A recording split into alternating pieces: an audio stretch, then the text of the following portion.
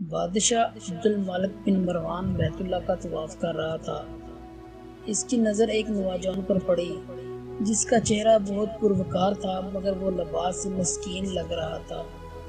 عبد المالک نے پوچھا، یہ نوجوان کون ہے؟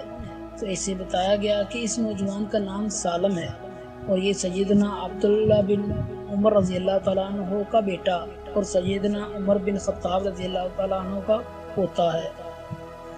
خلیفہ عبد المالک کو دھچکا لگا اور اس نے اس نوجوان کو بلا بھیجا۔ عبد المالک نے پوچھا کہ بیٹا، میں تمہارے دادا سیدنا عمر فاروق رضی اللہ تعالیٰ عنہ کا بڑا مداح ہوں۔ مجھے تمہاری یہ حالت دیکھ کر بڑا دکھ ہوا ہے۔ مجھے خوشی ہوگی اگر میں تمہارے کچھ کام آ سکوں۔ تم اپنی ضروریات بیان کرو، جو مانگو گے تمہیں دیا جائے گا۔ نوجوان نے جواب دیا، اے عبد المالک بادشاہ، میں اس وقت اللہ کے گھر بیت اللہ میں ہوں اور مجھے شرم آتی ہے کہ اللہ کے گھر میں بیٹھ کر کسی اور سے کچھ مانگوں۔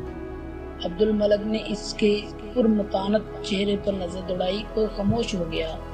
بادشاہ نے اپنے غلام سے کہا کہ یہ نوجوان جیسے ہی عبادت سے فارغ ہو کر بیت اللہ سے باہر آئے، اسے میرے پاس لے کر آنا۔ سالم بن عبداللہ بن عمر رضی اللہ تعالیٰ عنہ جیسے ہی فارغ ہو کر حرم کعبہ سے باہر نکلے تو غلام نے ان سے کہا کہ بادشاہ نے آپ کو یاد کیا ہے۔ سالم بن عبداللہ رضی اللہ تعالیٰ عنہ خلیفہ کے پاس پہنچے۔ عبد المالک نے کہا، نوجوان، اب تو تم بیت اللہ میں نہیں ہو، اب اپنی حاجت بیان کرو۔ میرا دل چاہتا ہے کہ میں تمہاری کچھ مدد کروں۔ سالم بن عبداللہ رضی اللہ تعالیٰ عنہ نے کہا، اے بادشاہ، آپ میری کون سی ضرورت پوری کر سکتے ہیں، دنیاوی یا آخرت کی؟ بادشاہ نے جواب دیا کہ میری دسترس میں تو دنیاوی مال و متاع ہی ہے۔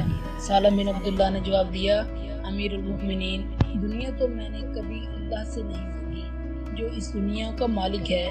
آپ سے کیا مانگوں گا؟ میری ضرورت اور پریشانی تو صرف آخرت کے حوالے سے ہے۔ اگر اس سلسلے میں آپ کچھ میری مدد کر سکتے ہیں تو میں بیان کرتا ہوں۔ خلیفہ حیران و ششدر ہو کر رہ گیا اور کہنے لگا کہ نوجوان، یہ تو نہیں، تیرا خون بول رہا ہے۔ بادشاہ عبد المالک کو حیران اور ششدر چھوڑ کر سالم بن عبداللہ رضی اللہ عنہ وہاں سے نکلے اور حرم سے ملحقہ گلی میں داخل ہوئے اور نظروں سے اوجھل ہو گئے۔